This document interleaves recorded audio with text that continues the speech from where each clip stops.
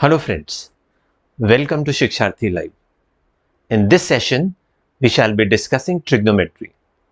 Now while we are discussing trigonometry, we will see that the learning takes place in 4 parts. So we'll start off with the seed stage, then the sapling stage, then the plant stage, and finally the tree stage.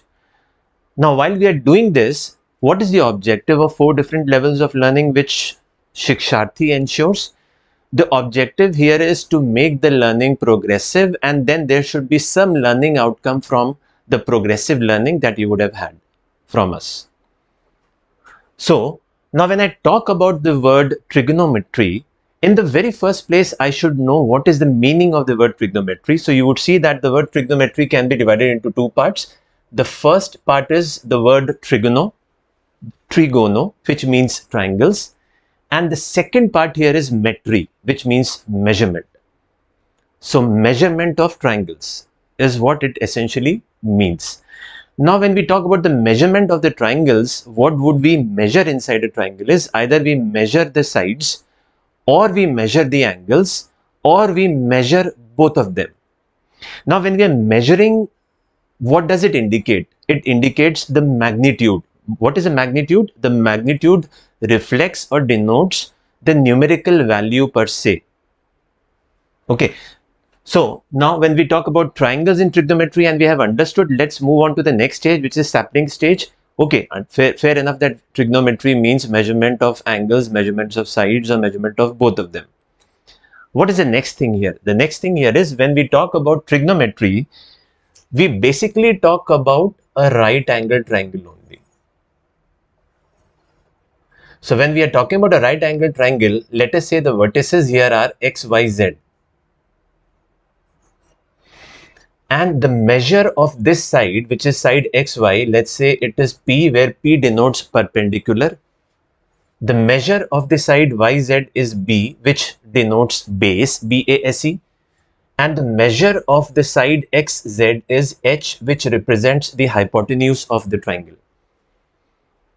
And then once we say that we are measuring the sides, what is the next stage when we say is the plant stage? The plant stage is wherein the concepts of triangles in terms of similarity, congruency, parallelism and perpendicularity will also be used. It goes without saying. So which is why you would see many a time what happens is that we fail to understand a topic is not because we are not understanding what we are discussing, but maybe it has some hints or maybe it has some scopes elsewhere, right? Okay, so now when we talk about triangles and we know that, so from here we are introducing PBH. So we are going to introduce something new here, and the new part here is we are going to introduce PBH. But before we introduce PBH, we have already done the definition of trigonometry. We have tried and aligned some topics also. For example, geometry is very important for trigonometry, at the same time is coordinate geometry. So you would see before I started this session, I had made 4 quadrants, and why have I done this? In few minutes you will understand this. So from the aspect of coordinate geometry and integrating this aspect into trigonometry, you would see that the orientation of a right angle triangle is equally important. I mean, what I mean to say here is, can I draw a right angle triangle like this? Of course I can. Maybe here I can take the vertices as M and O. What is the difference? I mean, let us say even if I take 2 similar right angle triangles, let us say that I have taken 2 congruent right angle triangles. Congruent means their corresponding sides are equal.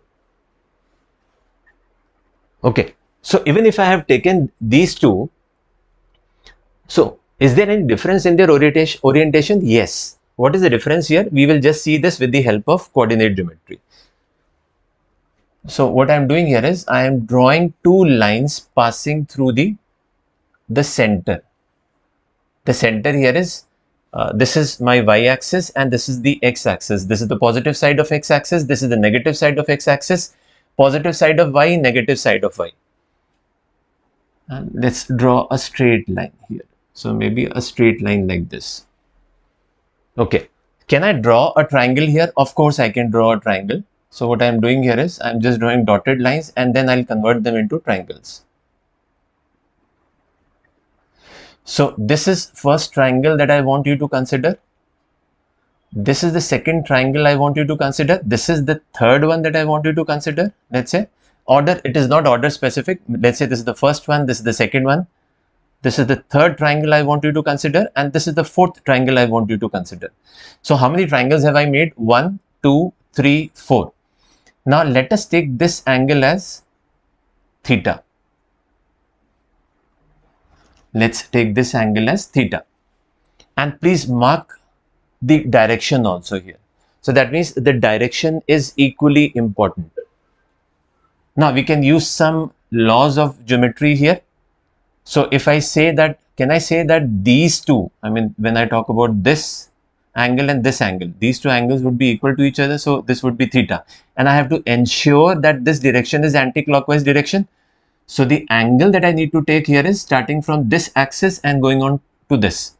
Now at the same time, if I would have taken, so this is the angle which this side, let us say the triangle that I have taken here is the triangle MNO. So let's say this is N and this is O.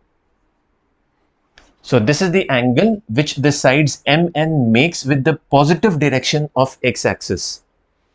Now if I take the mirror image of this, can I say this is minus theta? Of course I can say this. Why will I say this is minus theta? Because here in this case, when I talk about the side MN, and let me take this vertex as x. So when I say the side MN, the angle made is in the anti-clockwise direction. The same angle that I talk about, so when I talk about the side NX, the same angle here now would be in the clockwise direction, which is why if this angle was theta, mark the arrow, and if this angle in that case would be minus theta. I hope that this part is clear. And then carry forwarding the values from here. Can I say this is the perpendicular? Yes. Here I can take this, convert this into base, and here this also can be converted into base. And this y-axis can be substituted by P. And this line can be substituted by plus H. This is plus H. I am talking about the line, this line, the line here, the line that I am referring to here is the line on which the points M, O, M, N lie. And similarly, you can say this is plus H. So is this, which is plus H. So in few minutes, so we have already launched PBH, which we talked about. So let's talk about what is this PBH rule, because we have never listened to such a rule. I mean, when it comes to books, etc. So the PBH rule is, and you will see that something very interesting for the very first time, we are going to talk about it here live. So I am going to draw a 3 into 3 matrix. And why am I going to draw a 3 into 3 matrix? Now when I say matrix, I am basically referring to X and Y.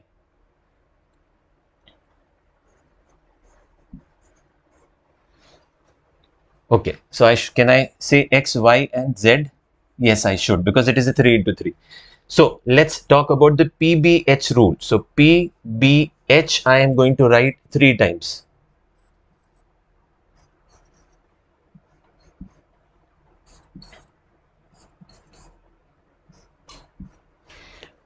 Now let us try and understand with the help of PBH what is the concept of trigonometric ratios. I mean, why did we term it as a trigonometric ratio? So let us understand for a ratio what are the essentials. The essentials are the antecedent and the consequent.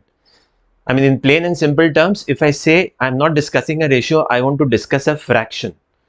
So the antecedent equivalent of a fraction would be the numerator and the consequent equivalent would be what? A denominator. So trigonometric ratio is nothing but a kind of a fraction expressed in terms of a PBH. So once you would ensure that the numerator takes all the values PBH, at the same time the denominator also should take all the 3 values PBH, which is why we call it as a 3 into 3 matrix. So instead of now calling it as XYZ, I'll call it as a PBH. and then we will introduce the denominators also here. So here we are talking about the numerators, 3 cases, 9 cases here where the numerators are in the same order as PBH. Now in the 3 cases the denominator would be a P. The next 3 cases the denominator would be a B. And finally 3 cases the denominator would be an H. So you would see that because of this, and here I am talking about the semantics, the seed level discussion of PBH, and we are following the theory of relativity. Theory of relativity says that a seed stage of one step of learning could be what? Could be the highest level of learning for the earlier stage. Okay, so something very interesting comes from here, and the interesting part is you would see that this is equal to a 1, this is equal to a 1, and this is equal to a 1. Let me just, for the sake of understanding, draw that this is nothing but a square. Why square? Because I have taken it as a 3 into 3. So there are 3 rows and 3 columns. What are the 3 rows? 1, 2, 3, and these are 3 columns. So once I have done this, now let us see the interesting part which comes as a byproduct for this discussion. And what is the interesting part here? This is the first interesting part. The second interesting part is, let me see the other diagonal of this square, the so-called square. So you would see that P by H and H by P are reciprocals to each other. When I complete this diagonal, let's say this so-called diagonal and this so-called diagonal. So you would see that here, if I talk about this diagonal, P by B and B by P are reciprocals to each other, and at the same time B by H and H by B are reciprocals to each other. And there is a name that is given to this. I'm not getting into the semantics of this, but if the need arises and if you wish, we can log in one-to-one and we can tell you why is it that this was named as tangent theta. Why is it that this was 1 upon tan theta is cot theta? Why is it that P by H is nothing but sin theta? Why is it that, you know, the co part of it is, now this, when we say this is tangent theta, this becomes cotangent. Co here refers to the reciprocal. When I say sin theta, SINE, the co part, the reciprocal of this should be known as cosine, but it doesn't happen like this. So in that case, this becomes what? This becomes cosecant. And this I'm talking about the inquisitiveness which a learner has, because once you come across something new, you would want to make some formula out of it. So let us not make some formulas out of it. What we are, you know, we should help ourselves in understanding something new and then take it to a new level, next level. Okay. So we know that this is cosine, which is cos theta, and the reciprocal of this is known as secant. If they would have given me the liberty of this, then I would have named these things differently, and I have a logic for this. And if you want to understand that logic, please log on to us separately and we'll discuss. If we would have named, we would have used the same names, but we would have given them different values.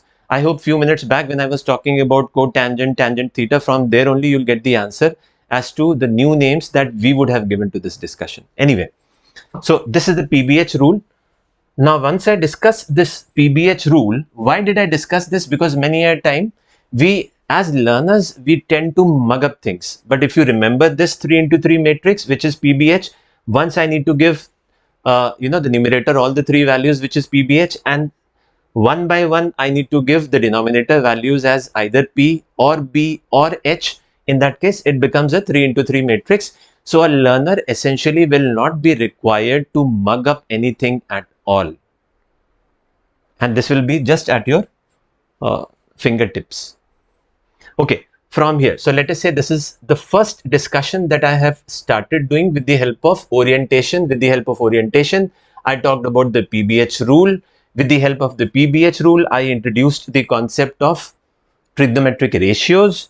With the help of trigonometric ratios, I'll establish the concept of identities.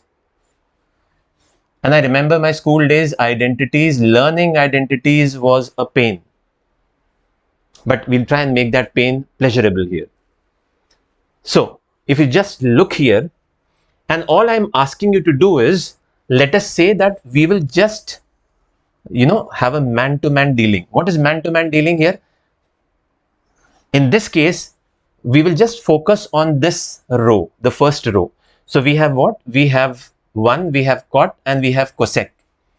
Let us write down these in the same order. Order is important. Let us square them.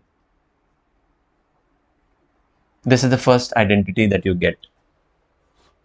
Why is this happening? That also can be explained with the help of a right angle triangle. I can make so many right angle triangles here. If you would see that there is a right angle triangle which has been made right away, and then you have other similar right angle triangles. Should I come again? I'm talking about the first right angle triangle is kind of p by p is equal to 1. The second right angle triangle I'm talking about is wherein I talk about p by p, I talk about b by b, and I'm talking about p by b is equal to tan theta. The third right angle triangle that I'm talking about is what? 1, 2, 3, 4, 5, 6 things I'm talking about in that third right angle triangle, keeping in mind that all these three triangles are similar to each other. So you would see, once the thinking inputs have been given to you, what is next that we expect you to do? So if you would look here, it says something like think, reason, refine is what it says. So once you have the thinking in place, what is the next step which helps you give it a meaningful existence? And that is reasoning. So what am I trying to do? I'm just trying to reason out whatever I have done earlier with the help of something that I'm doing currently, or integrated with something that I'm doing currently. I hope it makes sense. Okay. Next, I hope now it is very obvious. So from here you get next trigonometric identity, which is you square tan, you add 1, which is 1 square, and you get what? Sec square theta. Right? Last but not the least, what is the last trigonometric identity will you get with the help of PBH? Sine square theta plus cos square theta is equal to a 1. Yeah, I hope it makes sense. I hope. So let us count the chickens after they have got hatched. And which chickens are we talking about? We are basically talking about the orientation of triangles in trigonometry is important. Is it important? Yes, it is. What is the consequence of orientation? The consequence of orientation is the angle which a particular side, and here the side that we are referring to here is the hypotenuse. The angle which the hypotenuse makes with the base, is it being made anti-clockwise or is it being made clockwise, is the food for thought that I am giving to you. Next, as a consequent to that, we are talking about a 3x3 matrix, which is PBH. And as a consequent to that, we talked about identities. And I should not see after this session that you are mugging up identities, because generally you see that you are mugging up identities.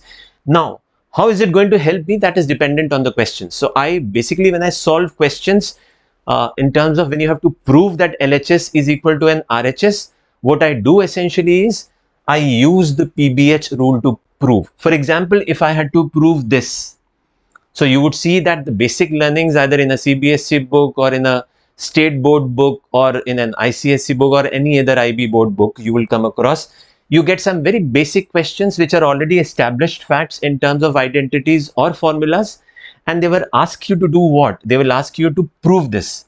How will you prove this? So just reverse the logic here and you will see what?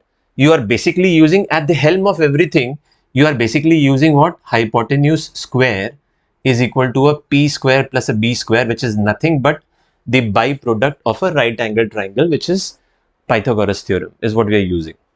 So I am now presenting the same thing in a different manner. So in one case you divide it by an h square, in the other case you divide it by a p square, and in the third case you divide it by a b square. Is nothing but the same thing that I discussed few minutes back. I am discussing it in another manner. So here, from here, what are you getting? You are getting p by h is nothing but what? Sine square theta plus cos square theta is equal to 1, hence proved. Analogously, you are getting what? H by p. What is h by p? Cosec square theta is equal to 1 square plus b by p whole square theta, which is, b by p whole square, which is cot square theta. And analogously, you could have said sec square theta is equal to 1 plus tan square theta. I hope this part is clear, right? Let's move on to the next stage.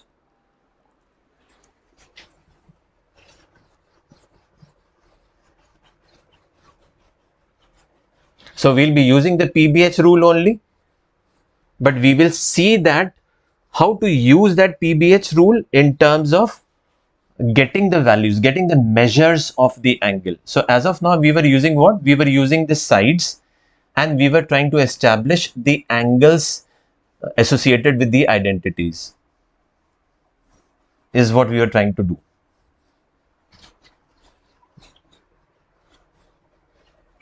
Right? Okay. So now when we are trying to establish this, let us see what am I asking you to do. So from here, now can I say that if I refer to these two triangles, so can I say sine of theta? Now we already know that sine theta is perpendicular upon hypotenuse, right? And we are referring to triangle MNO. So let me assume that this angle is theta, which we have taken in the anti-clockwise direction, and this angle becomes minus theta in that case. So now this is nothing but this triangle that I am talking about. Okay, so to understand it better, what you can do here is, let me change the value. So let us say that here I am taking this as N, taking this as O. So as discussed earlier, does orientation make sense? Does it make sense? It does make sense, and in few minutes you will see as a byproduct of this. So in this triangle, if I talk about sine theta, and in this triangle, if I talk about sine of minus theta, I need to take what? I need to take this value as not as P, but take this value as minus P. Please relate that I am talking about. So let us say this is triangle A, and this is triangle B that I am talking about. So here this is triangle A, and this is triangle B. All I have done with respect to B is change the orientation of the triangle. That is all that I have done. Right? Okay. So in this triangle A, if I talk about, I know that sine theta is equal to P by H. At the same time, if I talk about this triangle, which is sine of minus theta, from here I get it as minus P by H. So you get something very important from here. What is the important part here? Can I say that sine of minus theta is equal to minus sine theta? Yes, I can. And analogously, if I get the value of sine theta, can I get the value of cos theta per se? So we know that cos theta, when I refer to triangle A, cos theta is nothing but base upon hypotenuse. And the same thing I can say is for cos of minus theta as well, because cos of minus theta also is based upon hypotenuse, right? So from here we'll be able to say that cos of minus theta is equal to cos of theta, which is, I'm not saying that you don't know it, but we are taking you to a seed stage of learning from where the learning ideally starts, and you make it rather interesting for yourself, right? Okay, now once we have established this, now what is the next thing that we can establish from here? So once we have sine of minus theta is minus sine theta, and cos of minus theta is equal to just like saying cos of plus theta only. Can I get the value of cosec? Yes. Can I get the value of sec? Yes. Can I get the value of tan? Of course. Can I get the value of cot? Yes. So what is the learning? The learning here is, if I can get the values of sine and cos, I can get the values of the remaining 4 trigonometric ratios, which I talked about few seconds back. Okay. Now, if this angle is theta, in that case, this angle becomes how much? 90 minus theta. If this angle is 90, this is minus theta, this angle becomes what? 90 plus theta. How? You would say that, okay, we add these two and then we subtract it from 180 degrees, which is nothing but the sum of the measure of all the 3 interior angles of a triangle, which is 180 degrees. So in that case, you'll be able to say that for triangle B, angle X is equal to 90 plus theta degrees. Let us see the outcome for this. So now I am referring to triangle A, and let us see what can I infer from here. Okay, so can I say we know that sine theta is equal to perpendicular upon hypotenuse. Please recall everywhere PBH is really facilitating my moves, and you would say this by the end of the session, and not only by the end of the session, if you are able to take home something, some homework in terms of proving whatever we would have discussed here, you will have a very healthy take home, and you will say that the helm of everything, the hinge of trigonometry is PBH rule. Okay. Now we know that sine theta is equal to P upon H. At the same time, if I say cos of 90 minus theta, we know cos is equal to base upon hypotenuse. So from here we will be able to establish sine theta is equal to cos of 90 minus theta. At the same time, I can say that cos theta, which is equal to base upon hypotenuse, is the same as saying sine of 90 minus theta. Right? And please recall, now when you're talking about trigonometry and when you're talking about trigonometric ratios, then there is one more important thing which we'll just talk about after I end this discussion. But then if I say this angle, do I need to specify what is this angle? So it is very obvious from this, but here we have assumed that theta is an acute angle. Now if theta is an acute angle, 90 minus theta will also be acute. In short, when I talk about a right angle triangle, all the three angles that you would take out of those three, two angles would be acute and the remaining one would be a right angle triangle. Okay. Now, moving forward, can I decode something else also from here? So once I have this, can I say that I can get the value of, now what is the reciprocal of cos? Sec, can I say sec 90 minus theta is equal to cosec theta? Of course. Can I say sec theta is equal to cosec of 90 minus theta? Yes, I can. Can I get the value of tan theta? So can I say tan theta is nothing but this divided by this and this divided by this. So at the end of the day, you are taking a ratio only. So please do not misunderstand that trigonometric ratio is only tan, etc. I mean, ratio can be talked about at any given point of time. So in trigonometry, in the last so many minutes, what I talked about, one is PBH, which is very important. Orientation of the triangle is very important, and then taking the ratios is equally important. Now, when I say ratio, which to be divided by what in order to prove something is very important, and that was manifested by me few minutes back when I talked about Pythagoras theorem, and I said make three equations, replicate the three equations. I mean, write down Pythagoras theorem 3 times. In the first, the first case that you have written divided by h square, second case divided by b square, third case divided by p square, and you get the three trigonometric identities from there. Okay. From here, can I say sine of minus theta?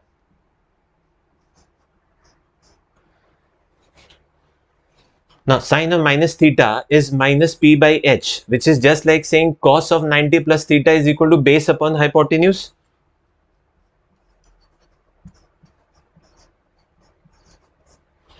And at the same time, can I say that cos of minus theta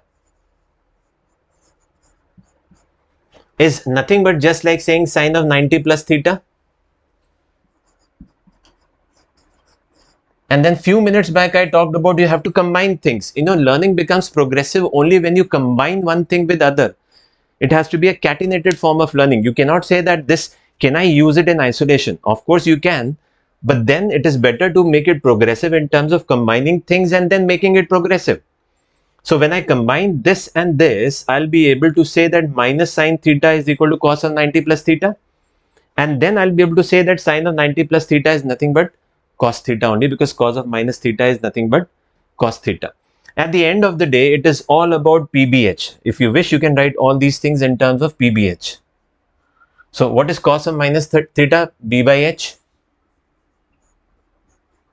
At the same time, this can be written as what? Minus b by h.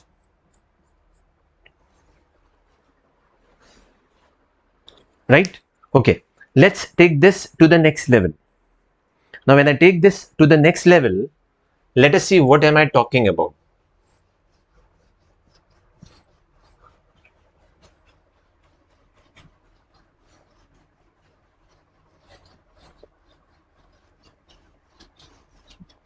Okay, so let us see that whatever we have discussed till now, how do I take it to a next level is maybe combine all the things as I talked about few minutes back, combine all the things, make it progressive, and then the learning needs to be taken to the next level. Okay. So we talked about, can I say, now if I refer to this triangle, can I say sine x? Or let me refer to this triangle. I'm talking about triangle A. Can I say sine m is equal to cos n? Can I say this? Of course I can. At the same time, can I say that sine n is equal to cos m? We have just proved it. Keeping in mind, now what is the condition here? The condition here is m plus n should be equal to a 90 degrees. We have just discussed it few minutes back. The only thing that I'm trying to do here is I'm giving it a different perspective. That is all that I'm trying to do. Okay. Once I have done this, and I'm trying to give this a different perspective, let us see what am I trying to hint at. Okay. Now I know that sine m can be written as p by sine m can be written as b by h, and this can be written as p by h, and sine 90 degrees can be written as h by h. If you recall that 3 into 3 matrix that we had discussed, this is just a way to write. And why have I written it like this? So that in all the three cases that I have discussed, case number 1, case number 2 and case number 3, the numerator is 1 at a time, which is 1 among PBH, and the denominator is a constant, which is h in all the three cases. Okay. Now, can I say that sine m, or if I want to get the value of h from the, let's say this is equation 1 now, this is equation 2, and this is equation 3. So if I combine, let's say from equation 1, can I say the value of h is, what do I get the value of h from here? I get it as sine m upon b. This is what we get from equation 1. From equation 2, we get h is equal to, I'm sorry, the value of h, we get it as, or we could have taken it as 1 by h. Doesn't make any difference. So let me get the value of 1 by h from the first equation, and we get it as sine m upon b.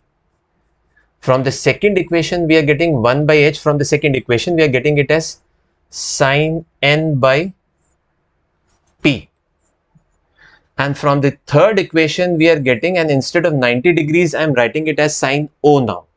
There is a reason behind this. So let's say sine o, this is not 0, this is sine o, is nothing but, so we are supposed to get the value. So let's say sine o by h is nothing but 1 by h.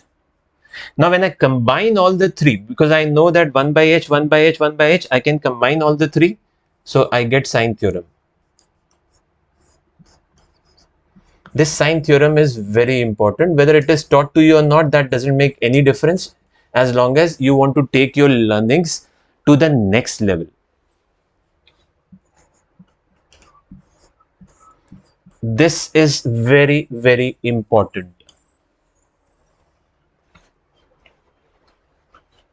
Right? I hope you have written this. What is the byproduct of this? The byproduct of this is sine m divided by the side opposite to it is equal to sine n divided by the measure of the side opposite to it, which is mo, and sine 90 divided by, which is sine o divided by the side opposite to it, which is the hypotenuse, is known as the sine theorem. Now, this is where we are coming down to the plant stage. We have gone through the seed stage of learning in the last 40 minutes. Merely 40 minutes, we have encountered two different stages of learning, which is the seed stage of learning and the sapling stage of learning. And this stage of learning is the plant stage of learning, wherein this learning can be applied elsewhere, which is applications of trigonometry. So when you talk about questions on applications of trigonometry, this sine theorem is really important. We'll see how. Okay. So the next concept, So this is the fifth thing that I am discussing with you, if you are noting down the things. So the fifth thing which comes as a consequent to this, and you will establish that link. So when I talk about PBH, and few minutes back when I started off the session, I talked about a right angle triangle. There can be two different types of a right angle triangle. One is, in any case, a right angle triangle can be a scalene triangle, or it can be an isosceles triangle. So when it is a scalene triangle, I can write it as a PBH, wherein I know that none of them are equal. So now you're taking it to a plant stage of learning, or maybe a stage above this, which is the tree stage of learning, using the same rule. Then I can convert it into, so this is scalene. A scalene triangle is what I am talking about. And when I talk about an isosceles,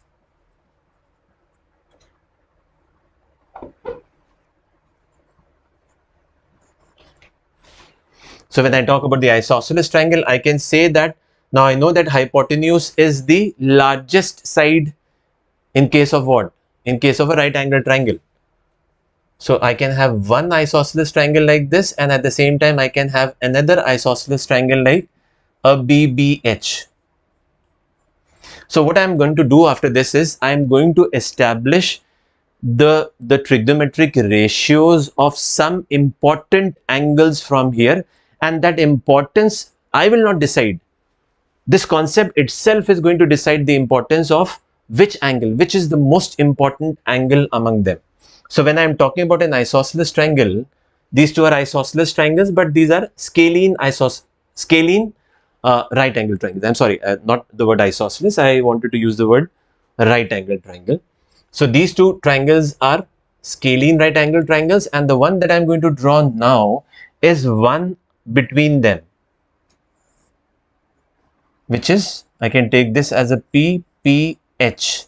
In that case, this angle becomes how much? 45 degrees, and this angle also, using the concepts of geometry.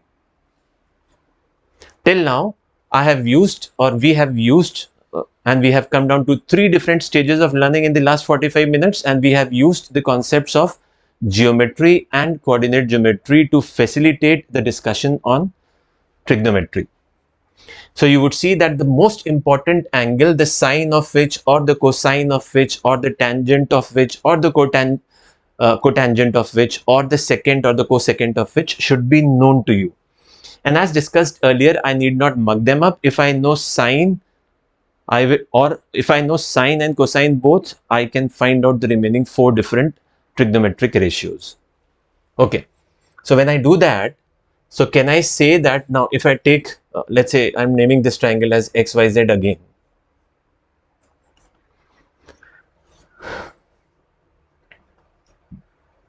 And few minutes back we talked about the sine rule also, but I'll just talk about the sine rule in few minutes and make the learning progressive. So can I say sine 45 degrees? Even before I say that, can I use Pythagoras theorem? If I use Pythagoras theorem, I'll be able to say a p square plus a p square is equal to an h square. Right? From here I get the value of what? I get value as 2p square is equal to h square, and from here I'm again getting the value as p by h whole square is equal to how much? Can I say this is equal to 1 by 2? Now please, after this, do not say that p by h is equal to merely 1 by root 2, because that will be erroneous of you. So the next thing which you need to integrate here is the concept of quadratic equations, or the concept of quadratic polynomials. So the third chapter now, which takes your learning to the final stage of learning, which is the tree stage of learning, is the fourth chapter, which is very important, or the third chapter, I'm sorry, which is very important along with trigonometry, is quadratic equations. So once I say this, I'll be able to say that the value of p by h is equal to 1 by root 2 plus or minus 1 by root 2. I will not simply say that this is 1 by root 2, because this is a quadratic equation, and if a quadratic equation is giving me two roots, either those two roots would be real or the two roots would be imaginary. Here we are talking about real roots, so there have to be two values for this kind of a quadratic equation. right? Which is just like saying if x square is equal, let's say this is x square is equal to 1 by 2. What is the value of x? The value of x is 1 by root 2 plus 1 by root 2 or minus 1 by root 2. Okay. Now, once you have found this out, what is P by H? P by H is nothing but sine 45 degrees. And at the same time, you will be able to say that cos x is equal to sine z, as we talked about earlier. So can I say this becomes the value of cos 45 as well? Yes, of course. And so now to take it to a next level of learning, just for the sake of writing, can I write this as 2 by 4? Just for the sake of understanding. And then why have I written like this is, let us experience that. So let us say 0 degrees, 30 degrees, 45 degrees, 60 degrees and 90 degrees. Let me just draw a small table here so that you are able to understand what I am discussing here.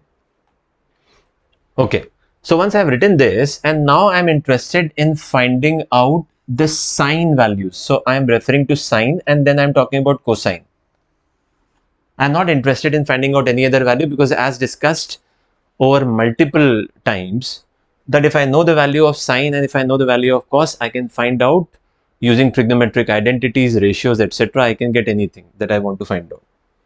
Okay, can I just, for the sake of writing, now I know that this is this, so now can I say P by H can be written as root of, plus or minus you can write down, but just for the sake of understanding, let me take only the positive values because we are talking about theta being acute. Or let us say we are talking about theta acute but in the anti-clockwise direction. So clockwise or anti-clockwise, the lesson to be learned in the 50th minute. Okay, so let me just write it down as this is 2 by 4. Now this makes me curious as a learner that why am I writing it down like this? And few minutes back I talked about, so if you recollect and if you want to revise, please go through this video, which will be putting it as a recording also after a few minutes of having ended this live session, and you will understand that what am I trying to say when I say in all these 5 values put the denominator as root 4. What am I trying to indicate? So if you recollect, few minutes back I talked about in all the 3 cases, in sum, when I was talking about the sine rule, I said, okay, numerator, variate the numerator, but keep the denominator as a constant, and that constant value was h. And the variation in the values of the numerator were 1 among PBH. So now let me put the values of P. H values you have already put for a so-called triangle that is formed because of this, a right angle triangle. So 0, 1, 2, 3, 4, and you get all the values. A further interesting part here is, now you know that sine theta is cos 90 minus theta. So whatever is the value of sine 90, the same value should be for cos. So diagonal symmetry, and around the mean position.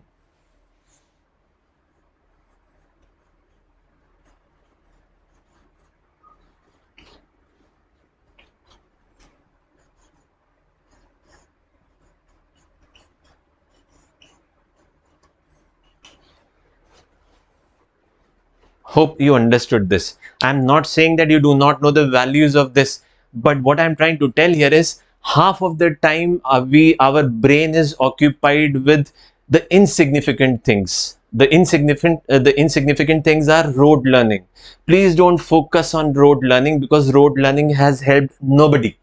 It did not help me during my school days. It is not going to help you as well.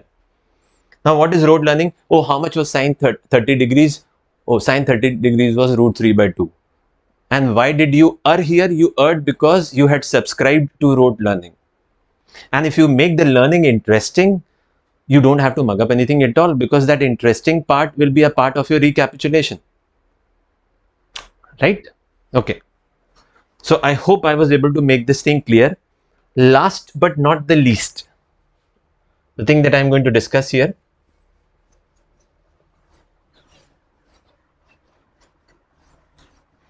is maybe a byproduct of this only. Byproduct of this what? So you would see that this entire discussion on trigonometry, I have converted this discussion into a PBH rule, or a P square, B square, or an H square rule. Analogously, it can be converted into a cubic polynomial also. We can convert it into a P cube, etc. But that is not the agenda. And in the interest of time, we will not discuss that.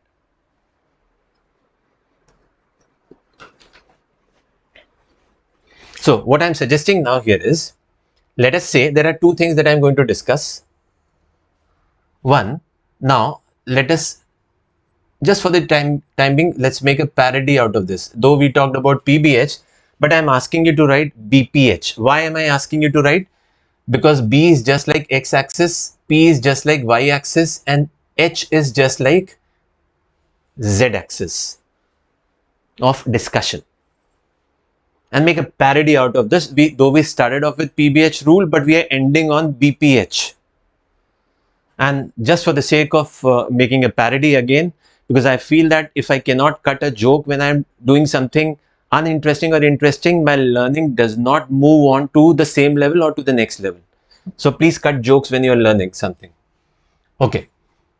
Now, in this case, what I'm suggesting here is, let us now discuss the quadrant aspect here. So first quadrant, second quadrant, third quadrant, and fourth quadrant is what I'm going to discuss here. And let us see how many further cases can I make there, and why did I discuss that. Finally, as a culmination point, I'll talk about this example. If tan theta, let us say, is equal to 3 by 4, and then somebody asks me to get the value of sin theta, cos theta, or anything, any other four trigonometric ratios, how should I end up finding that out, is what I'm going to discuss. Okay, so in the first quadrant, now we already have the matrix, so x-axis, y-axis, and z-axis, and I'm just interested in discussing the polarities. So I know in the first quadrant x comma y is plus plus. In the second quadrant, this x comma y is nothing but minus plus. In the third quadrant, this is nothing but minus minus. And in the fourth quadrant, this is nothing but, can I say plus minus? Yes, I can. Keeping the third constant, which is the third part here, hypotenuse. Now the point that arises here is, why did I say I am variating the values of B and P, but I am saying keep the polarity of H as a constant. Why do I talk about this? Because when you talk about a topic like ratios, proportions, and variations, the law of ratio proportion says when I'm comparing two things, keep the remaining things constant. Otherwise, it becomes a baseless comparison, or it is such a complex comparison which is not going to converge into some convergent learning. It's not going to yield anything productive. So this discussion emanates from the discussion on ratio, proportion, and variation. Right? Okay.